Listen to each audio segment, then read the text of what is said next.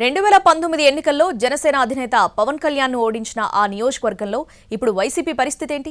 Party ఆవిర్భావం నుంచి కీలక నేతగా ఉన్న మాజీ ఎమ్మెల్యే వైసీపీని వదిలి వెళ్లాక నియోజకవర్గంలో ఆ పార్టీ కుదురుకుందా?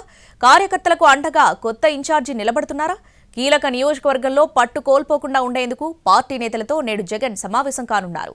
పార్టీ బలోపేతానికి దిశానిర్దేశం చేయనున్నారు. భీమవరం పొలిటికల్ హై వోల్టేజ్ కు కేర్ ఆఫ్ గా ఉండే ఈ నియోజకవర్గంలో 2019లో జరిగిన ఎన్నికల్లో వైసీపీ సంచలనం సృష్టించింది. జనసేన అధినేత పవన్ కళ్యాణ్ పై వైసీపీ అభ్యర్థి గ్రంథి శ్రీనివాస్ భారీ విజయాన్ని నమోదు చేయడంతో భీమవరంలో వైసీపీ ఇమేజ్ డబుల్ అయింది. కానీ 2024లో జరిగిన ఎన్నికల్లో వైసీపీ ఓటమి తర్వాత గ్రంథి శ్రీనివాస్ పార్టీకి గుడ్ బై చెప్పారు.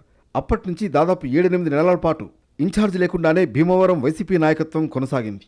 నియోజకవర్గంలో పార్టీ కార్యకర్తలు పడుతున్న ఇబ్బందులను గట్టెక్కించడానికి కొత్త ఇన్ఛార్జిగా చిన్నమిల్లి వెంకటరాయుడును తెరపైకి తీసుకొచ్చారు పార్టీ పెద్దలు. 6th కొచ్చాడు, స్కూల్ మార్చాలి. ఎన్ని ఫెసిలిటీస్ ఉంటే ఏం లాభం? సబ్జెక్ట్ లో అసలు స్టాండర్డ్స్ లేనప్పుడు. మా అమ్మాయి స్కూల్లో అకాడమిక్స్ తప్ప ఇంకేమీ లేదు. కంగారు పడకండి. రెసిడెన్స్ స్కూల్స్ తో మంచి చదువుతో పాటు all round development. Right age లో రైట్ ఫౌండేషన్ తో రెసిడెన్స్ స్కూల్స్ ఇప్పుడు హైదరాబాద్ అంతటా.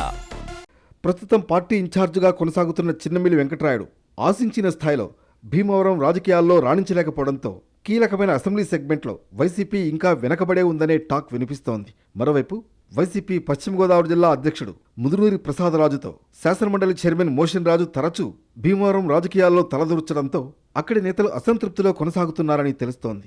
ఇలాంటి పరిణామాల నేపథ్యంలో పార్టీ అధినేత వైఎస్ జగన్ భీమవరం నేతలతో సమావేశం కానుండడం ఆసక్తి కలిగిస్తోంది. తాడేపల్లిలోని వైసీపీ కేంద్ర పార్టీ కార్యాలయంలో భీమవరం నియోజకవర్గ పార్టీ నేతలతో జగన్ సమావేశమై చర్చిస్తారు.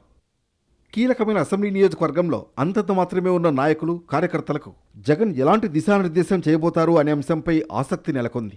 భీమవరంలో పార్టీ బలోపేతానికి ఎలాంటి కార్యాచరణ కొనసాగించాలి అనే అంశంపై కీలక సూచనలు చేసే అవకాశం ఉంది. ఇన్ఛార్జిగా ఉన్న చిన్నమిల్లి వెంకటరాయుడుకి ఎలాంటి భరోసా అందిస్తారు అనేది సమావేశం అనంతరం తేలనుంది.